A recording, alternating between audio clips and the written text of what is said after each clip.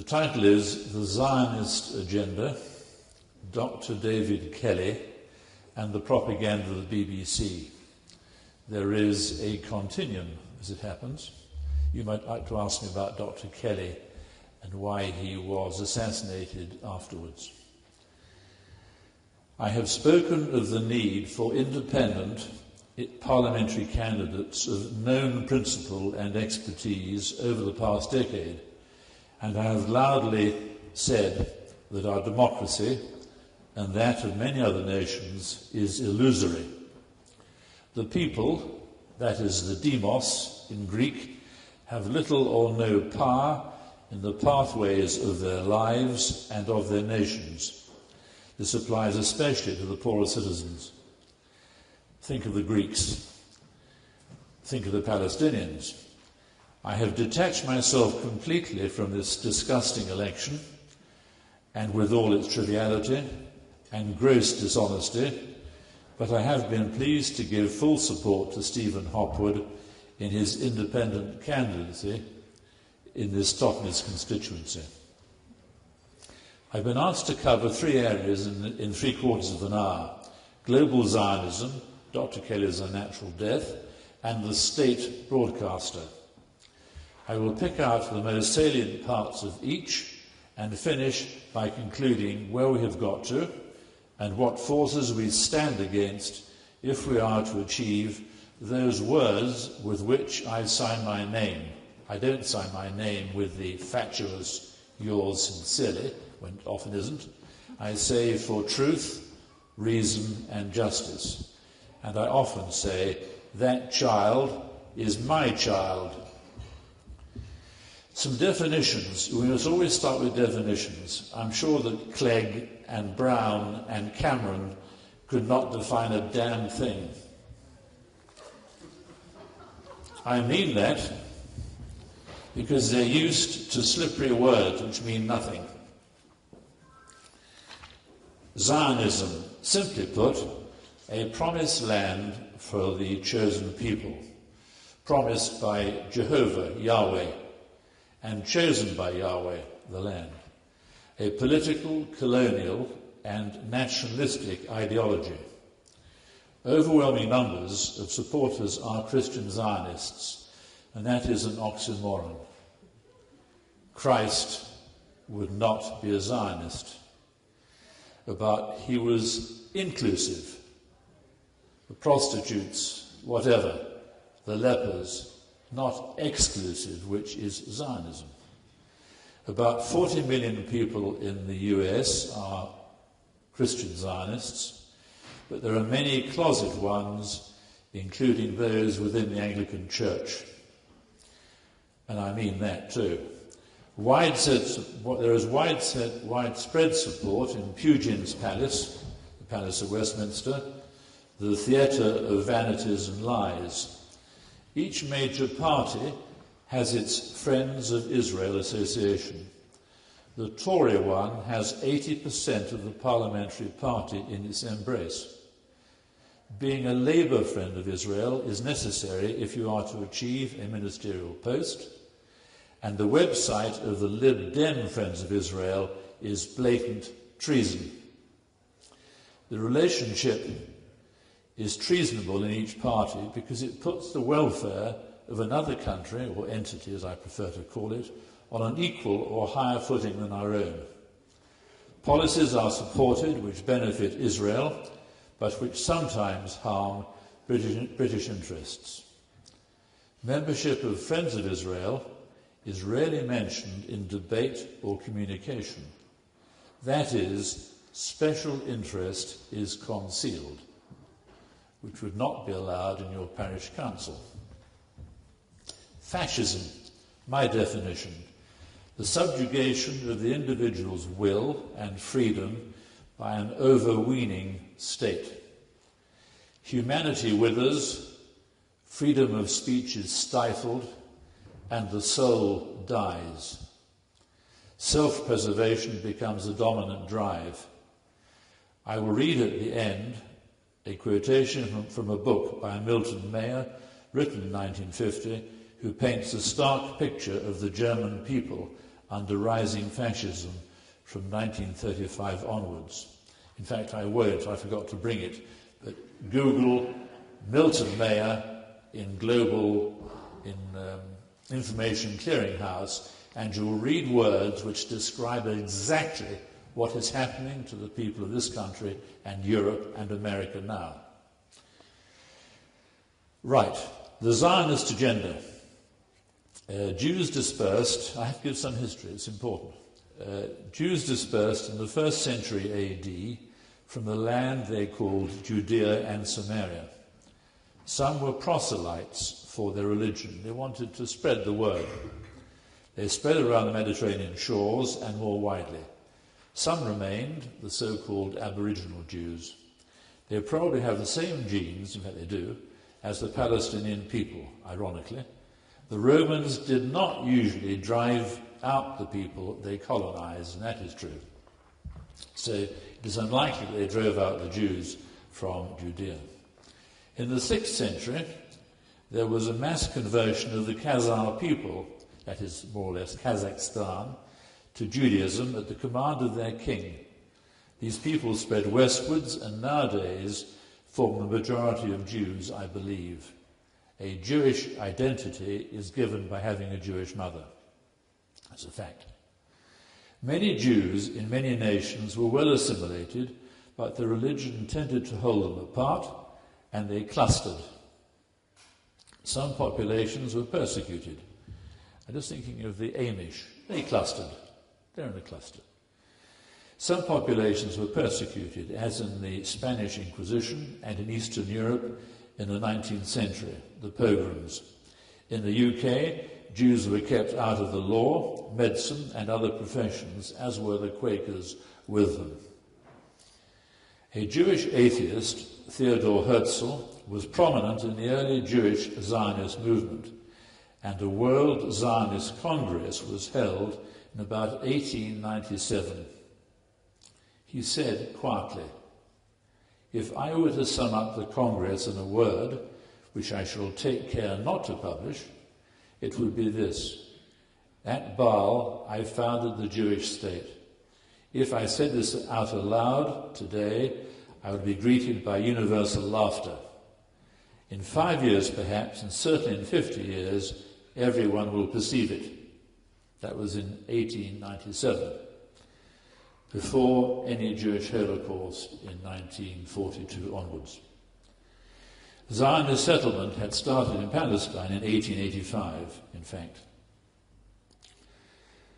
On the 22nd of November 1917, the Balfour Declaration was declared. There it is. All of 126 words gave away someone else's land which Britain would not have mandate over until 1922. The wording had been provided by the Zionist Lord Rothschild and by Chaim Weizmann, a chemist, Zionist. Balfour, a Christian Zionist, wrote privately a few years later that he had no interest in the opinions of the native peoples, that is, the Palestinian Arabs, 20% Christian, 80% Muslim, plus Aboriginal Jews who weren't keen either. The Arabs rejected, later on, the grotesquely unfair UN partition, 56% going to the Jewish people, mostly new immigrants during the war and just after, and a third of the population of Palestine in 1947. 56% to this third. The so-called Arab-Israeli War of 1948 resulted. The Jewish forces were well prepared and armed. They had first-class, high-caliber weapons coming from Czechoslovakia. Spitfires were left for them, conveniently. From April of that year, 48, 800,000 Palestinians, 80% of their number, were driven from their homes, their land, and thus their living, They were mostly a pastoral people, living at peace with their land, by terror and by force of arms. El-Nakba, as they call it in Arabic, the catastrophe, a euphemism, I think, continues relentlessly and without pity.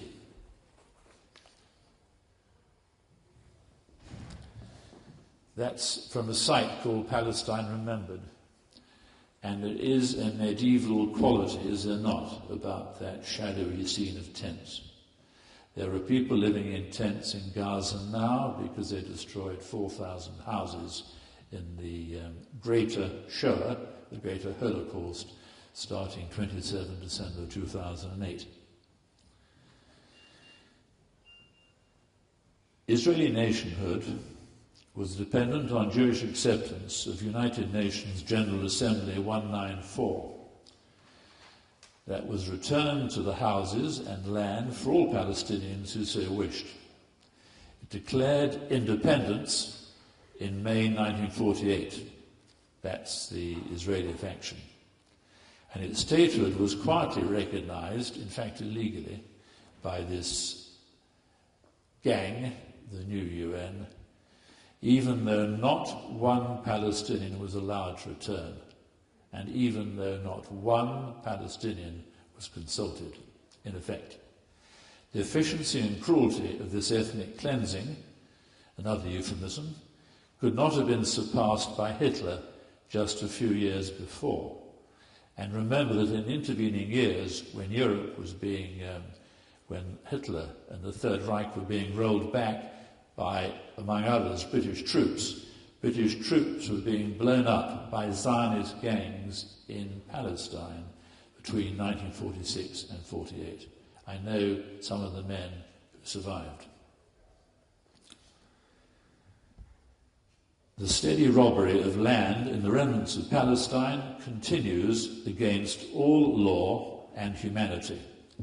A majority of Israeli Jews and many racists in the West are determined to see Mandate Palestine cleared of all Untermenschen. Who knows what Untermenschen means?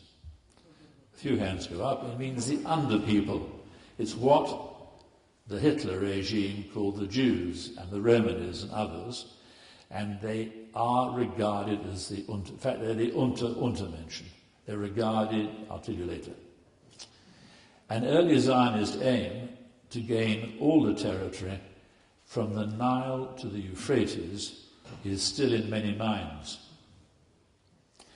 I'm closely involved with the Palestinian people. I should have returned to teach doctors and medical students last year, having set up a little medical foundation with some other doctors there for the charity that I founded, the Dove and the Dolphin. But the Zionist entity and the complicit and Zionist-dominated Foreign and Commonwealth Office, led by Mr. Miliband, stopped that.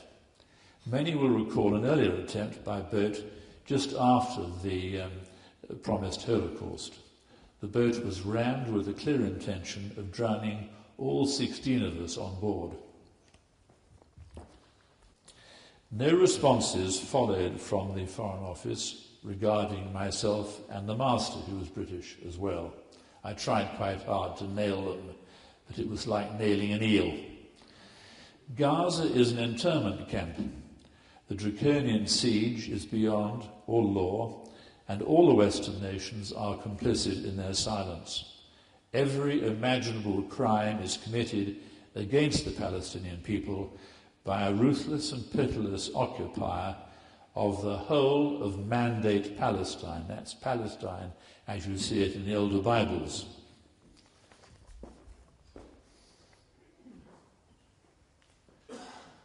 I just picked that one out. The villages of Al-Buruj in Gaza.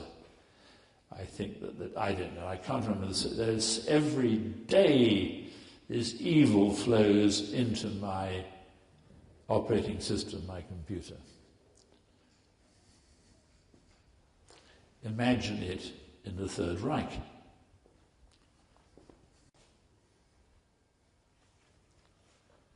And these are three little sisters in the Holocaust at the end of 2008. I'll leave that on the screen for a moment.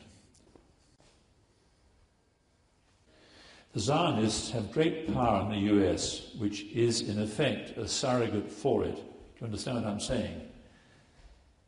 Is that the US is subservient to it. And I say that with a great deal of knowledge, it's true. This is Mr. Sharon, who now lies unconscious in a nursing home or somewhere in Jerusalem, having had a massive stroke and a ridiculous 17-hour neurological operation at one of their hospitals. I want to tell you something that's very clear. Don't worry about American pressure on Israel. We, the Jewish people, control America, and the Americans know it. That's Mr. Ariel Sharon. Now, okay, he's an individual, so I'm not saying there is a general truth, but it's a repeated story. The Zionist lobbies wield great power in Australia and Canada and in the fascist EU. Just occasionally it is opposed. There are Zionist Jews in the US who hold dual citizenship, and many handle the levers of power, such as the Council for Foreign Relations. There are endless think tanks, Carnegie Institute, all sorts of things. It's quite extraordinary how many there are. And there are about 50 powerful pro-Zionist organizations. Prominent amongst them is AIPAC, which you've heard of, and you've probably heard of the ADL, the Anti-Defamation League, run by a character called Foxman. PNAC, who knows of this? Hands up. About 10, 12. The full spectrum, it means the project of the new American century. It's in fact a think tank again, but it's central. It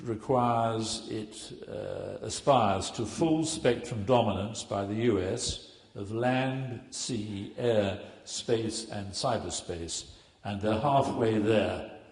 Gaining Afghanistan and the stans around it is central, particularly because it contains big hydrocarbon reserves, including Afghanistan, but also because it lies alongside Iran, which is their premier target now.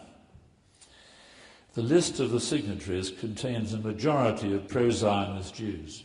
Wolfowitz and Elliot Abrahams were the two who revised it most recently. That revolting Wolfowitz who promoted the Iraq War.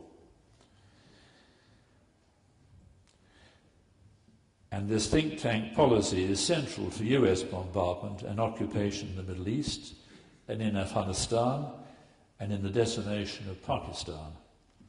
The pro-Zionist Jews are in the driving seat of the evil empire being the US, and drove it into Iraq, although they always denied. Iraq was the only Arab state that had stood against Israel for the Arab nation. Hussein had special arrangements for poor Palestinians, Syrians, to go and study medicine or whatever at a much discounted fee in Baghdad or wherever. He was keen on that. He was keen on the Arab nation. That is was not forgotten by Israel, by the Zionists, and was not forgiven. Now, examples of this control, I will just read a few quotations. January the 10th, 2009. The US House of Representatives, that's about 14 days after the bombardment and invasion of the civilian population in Gaza started. The US House of Representatives has voted to endorse a resolution backing Israel in its offensive in Gaza, in which at least 780 Palestinians have been killed already by that time. The kill ratio was 1 Israeli to 100 Gazans. And a few of those Israelis were killed by friendly fire as well. The body passed Friday's resolution recognizing Israel's right to defend itself against attacks from Gaza by 390 votes to 5. That's from the congressional records. Jeff Gates wrote the other day on Information Clearinghouse, as yet few dare speak of its name. Instead, 4/5 of those in our Congress recently proclaimed themselves loyal to a foreign nation, Israel, and insisted that our Commander-in-Chief maintain an unbreakable bond with what the facts confirm is an enemy. In other words, 4/5 would back the US, would back Israel if Israel started sending nuclear weapons to Iran. You derive that. Diane, you remember Diane with the eye patch? Our American friends offer us money, arms and advice. We take the money, we take the arms, they sure do, and we decline the advice. That's Diane. The fourth, Mrs. Hillary Clinton, Slick Willie's partner. I want the Iranians to know that if I'm the president, we will attack Iran. This is the primaries. She said after being asked what she would do if Iran launched a nuclear attack on Israel. In the next 10 years, during which they might foolishly consider launching an attack on Israel, we would be able to totally obliterate them. Obliterate them. Look at a map and look at the size of Iran. That's Mrs. Clinton. Only 2% of the US population are Jewish, and the majority are said to oppose the Zionist project, but they find their voices are stifled. I will return to Zion, a hill in Jerusalem, that's what it is, to view the scene at the end of this talk. Dr. David Kelly. Anyone interested in Dr. David Kelly? A few hands up. It's a long time, actually. July 2003. But that's how they work, these lovely governments. A 59-year-old bacteriologist and our most senior germ and chemical warfare expert, it is said he considered the Iraq dossier, drawn up by the Joint Intelligence Committee, headed by John Scarlett, now head of MI6, isn't he, Annie? Former. What? He's now retired. Oh, of course he did. He was there for about a year. Sorry, I forgot that. Was exaggerated. The dossier, I hate that word, sexed up, but it was exaggerated. Our friend Alistair Campbell, another psychopath, was responsible for that sexing up. Andrew Gilligan aired this on the Today programme. The MOD ensured Dr. Kelly was identified by the press, the requirement being simply to mention the candidate's name until Kelly's name came up. So it was quite deliberate. They should, in fact, they had a duty to keep his name quiet, and in fact his job for the MOD, one of his jobs, was to liaise with the press about matters of secrecy, to interpret the scientific elements.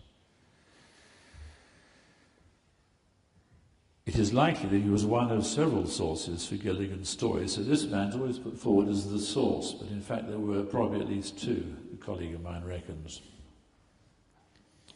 There was a questioning at the Foreign Affairs Committee and an assumption that he was crushed by this. I forget his name, the Labour MP shouted at him. It's always repeated. He was hounded by the press and belittled by Hoon, another psychopath. He went out for a walk from his home at 2 p.m. on Thursday, the 17th of July, 2003. That morning he had written over 80 emails, and in one he told a friend that he was looking forward to returning to Iraq, in fact for the 38th time. 38th time. He had 5 encrypted hard drives, we are told, in his home office. He worked from home. A police search operation named Mason started half an hour before he left his house and his wife. Work that one out. She and the daughters, one of whom was getting married shortly, reported his absence at 11 p.m. to the Thames Valley Police. The search involved a helicopter with infrared camera, and you must ask me of that later. I've forgotten to speak of it. He was found at about 8 a.m. the next morning in the wood at Harrowdown Hill by lay searchers with a dog. Not his dog, their dog. He was dead and slumped against a tree. There were cuts on his left wrist, dried vomit from his mouth to his ears, suggesting he'd vomited lying down. He was found sitting up, or slumped sitting up. A bottle of water, part used and standing with its top on, and 3 blister packs of coproximol with 1 tablet left in his coat pocket.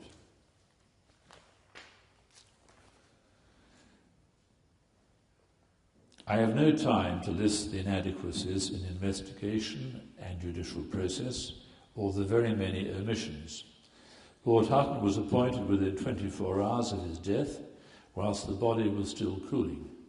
That is speed beyond any normal experience of Her Majesty's government. Hutton was a safe pair of hands as leading counsel at the Widgery inquiry into the massacre of unarmed Republicans on Bloody Sunday by paratroopers, British paratroopers. The coroner for Oxfordshire opened an inquest and then adjourned it for the inquiry to take place, when in fact what should have happened, they should have had the inquest and then the inquiry of Hutton. I'll tell you later. There was every reason for the inquest to be completed and punctilious in such a high-profile case.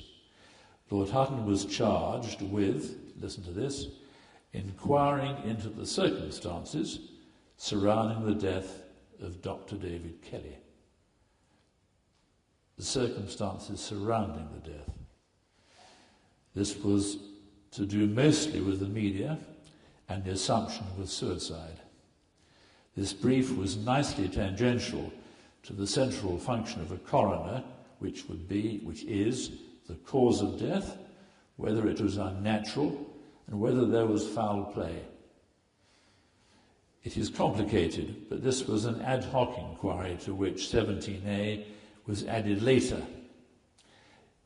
In questioning, you might ask me about the Public Inquiry Act 2005, which was hurried through by a committee of 9 MPs during the wash-up period after our lovely Mr. Blair had promulgated Parliament at that time.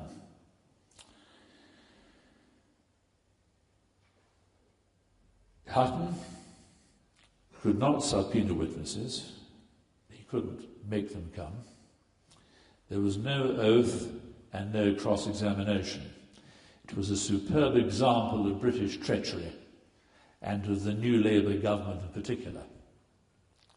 The verdict of this elaborate sham, this whitewash, as it was called, was 1A, hemorrhage, 1B, incised wounds to the left wrist, and 2, coproximal ingestion and coronary artery atherosclerosis.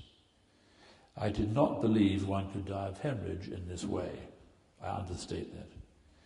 A short letter was published in the Morning Star, 16th of December 2003. I'd hesitated because I didn't want to upset the Kelly family. The key part of my little letter was, as a past trauma and orthopaedic surgeon, I cannot easily accept that even the deepest cut into one wrist would cause such exsanguination that death resulted. Exsanguination is loss of blood, or complete loss of blood, or near complete loss of blood. The 2 arteries are of matchstick size. That happily, that little soundbite has stuck in the press, and would have quickly shut down and clotted. Furthermore, we have a man who was expert in lethal substances and who apparently chose a most uncertain method of suicide. It is in fact preposterous that he chose to die that way. In fact, it was only one artery. not the one you can feel easily, the ulnar artery. The vital importance, it's a very important point this, the vital importance of residual free press was shown by the fact that a fellow doctor, a public health consultant, had written with a Syrian colleague saying that their study of the national statistics had shown that death from slashing a wrist was so rare it was well nigh impossible. They wrote 3 months before to The Guardian, The Independent, and The Mail. This is our free press. All failed to publish it. They were marching in step with the totalitarian government. They are told what to do within certain parameters. A small group of doctors formed out of that letter who were determined to see Dr. Kelly's death subject to the due process of law. We demanded a reopened or new inquest. 6 years and thousands of hours of work later, we are still to see that.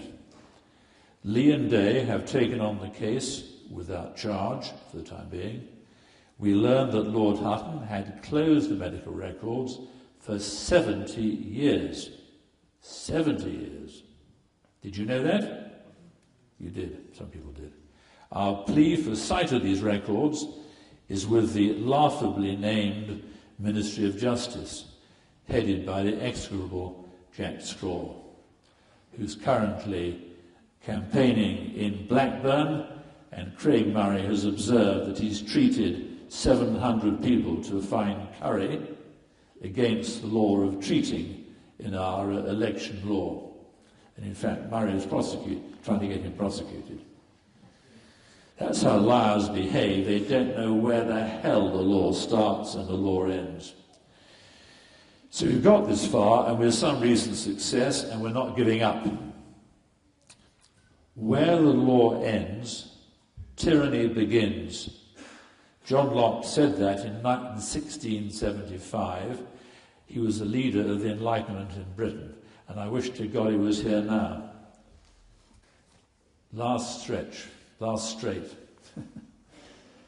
The propaganda of the BBC and the mainstream media generally, we mustn't single out the BBC, but they are a special case because they have a very good brand. If you look at BBC Online, it's also very smart, and they have correspondents all over the place. And some small parts are very impressive. Some of the art, some of it. But most of it,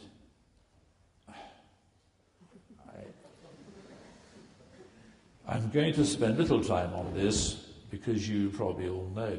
I'm heartened by how many people have twigged how things are.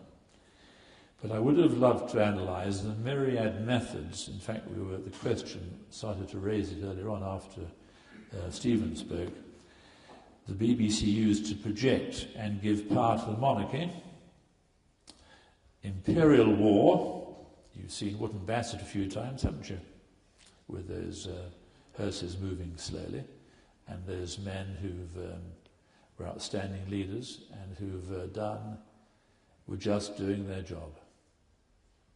Shredding and burning, mostly Afghan civilians. God, I don't know where we've got to. And they also, of course, support capital in a big way, and corporations, and celebrity. And they tend to be of one ilk. They recently announced that Prince Philip had twisted his ankle. Remember that? Did you remember that? He twisted his ankle, Prince Philip, this 86-year-old man, whatever he is. But they didn't tell you about a child who lost both legs in Afghanistan, or whatever. They didn't tell you. And there's no name for the girl. We did know about Prince Philip. You know that Reith was the founder of what was to become the BBC, and that he was writing propaganda for the government during the general strike. Did you know that? Who knew that? Well, he was. Dave Shaler knows it. He's bound to know it, really. Its colour, that's the BBC's colour, mostly of the butcher's apron. What's the butcher's apron? It's the Republican Irish name for the Union flag. And that's what's used a lot to keep the jingoism and the killing going. In fact, the BBC is worse than ever. John Pilger, a brief quote, "Consider how the power of this invisible government has grown. In 1983, means the media, in 1983, the principal global media was owned by 50 corporations, most of them American. In 2002, this had fallen to just 9 corporations. Today," he was writing about 2 years ago actually, "today it is probably about 5. Rupert Murdoch has predicted that there will be just 3 global media giants, and his company will be one of them.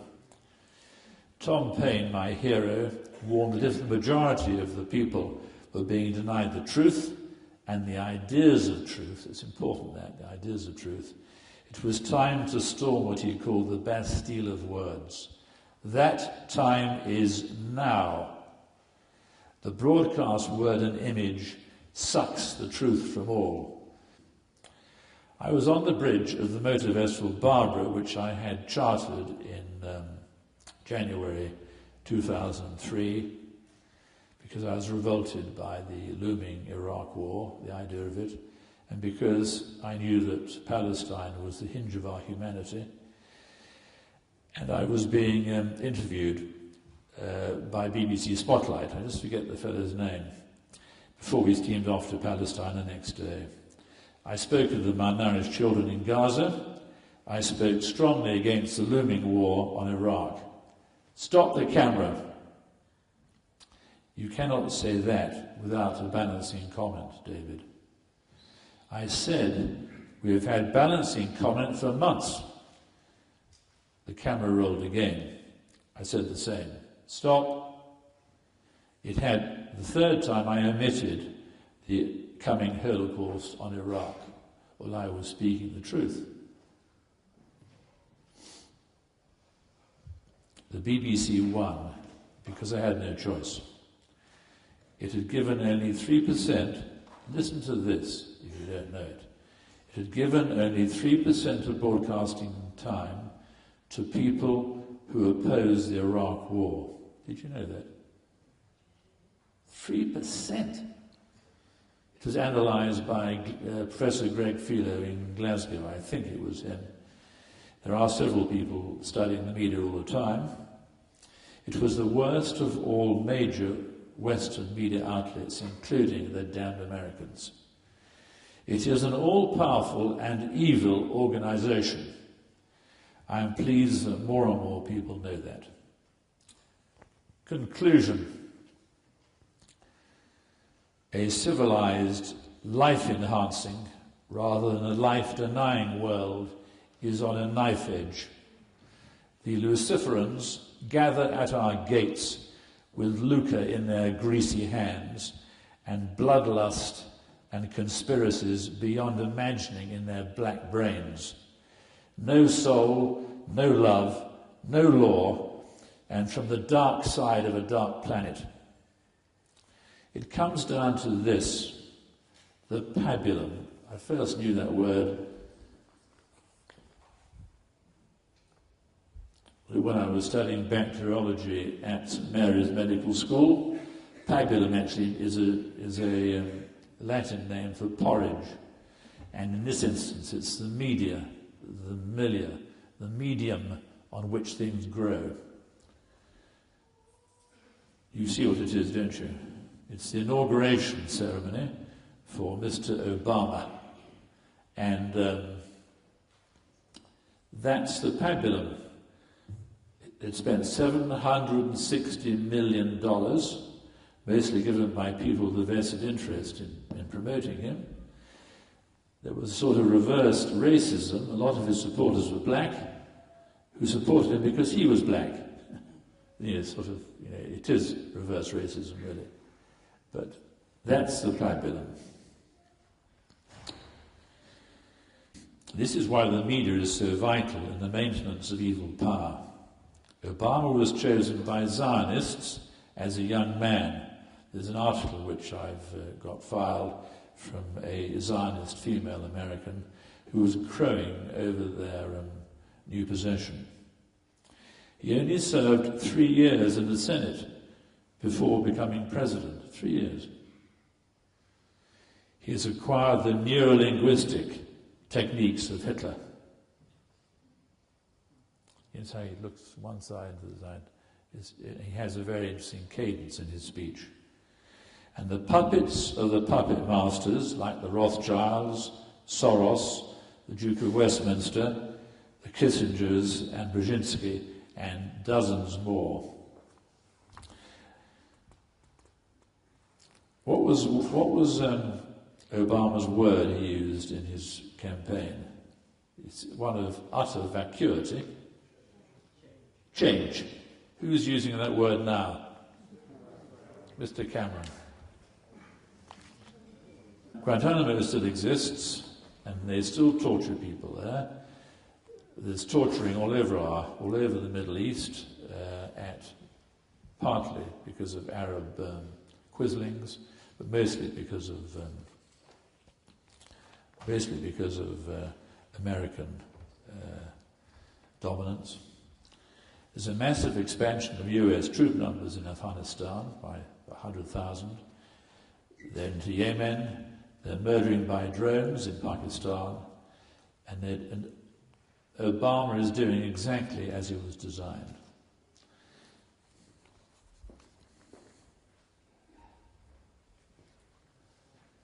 This is just a few images of the hell that's been brought to Earth. I was 72 weeks ago. I was born, therefore, in April 1940. Nothing has been learned, and nothing has changed. If anything, it's worse. The depth of evil. You can imagine them saying, "Raghead, pray to Allah," as they made him do this in Abu Ghraib.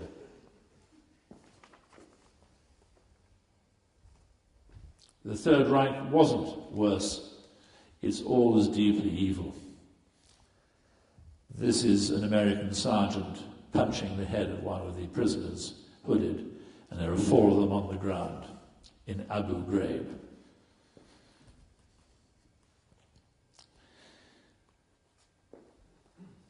This is a nasty image. Who's seen it before? The lady's seen it before. I don't. This is Ali Abbas, who's been educated in this country since this thing. It's a very, very important image. It was 10 days after Schopenhauer started, and his arms were incinerated. The burn on his trunk was an inch deep, which they excised, and he's ostensibly a happy young adult without any arms. So he has to have someone hold his willy when he's having a pee or wiping his bottom. And that same night, his mum and dad and 10 other relatives were incinerated instantaneously. And I'm absolutely certain that it was a thermonuclear weapon. Don't tell me the Third Reich was more evil. The evil Jeff Hoon said, before the Holocaust of Iraq was set in motion, they reserved the right to use battlefield nuclear weapons. Did you know that? You can assume that involved neutron shells or bombs, and it was probably a neutron bomb which did this to poor Ali. And this, the paramount war criminal and psychopath, Anthony Charles Linton Blair, smiling after killing more than 1 million people, causing 1 million widows, 5 million orphans, over 2 million maimed, given the usual ratios of bombardment injuries, and 6 million refugees, including those in Afghanistan, and another 2 million in the Swat Valley.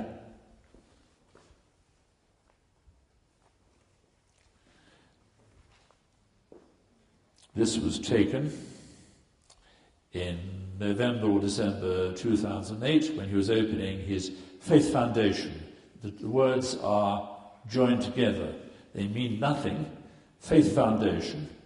And he has several Nidus's nests of this. This was in Chicago or somewhere like that.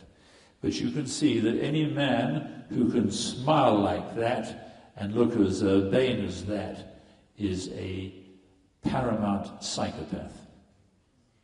No one, I could not kill. My job was to get people going from road accidents and to heal people and to straighten things. And I would never have a mien, a face like that, after causing Ali Abbas what happened to him, and 1 million others with them, and breaking a country probably for good. Now, just a few more thoughts. Menachem Begin, who was in head of Gun or something, one of the Zionist terrorist organizations, terrorists, well before 9/11 terrorists, and he was responsible for blowing up British troops and others. And he said, he spoke of the Palestinians as cockroaches. Who knew that? No one knows that. Few people know that. Kissinger described us as ants, or as, I think Neville told me, useless eaters. Is that right, Neville? That's right. Now, you are not insects to be starved and poisoned. We all have worth, each one of us. And we must reject totally these Kissingers, and Begins and Blairs, and oust them and get people of expertise and principle and good heart to represent our communities. Thank you very much.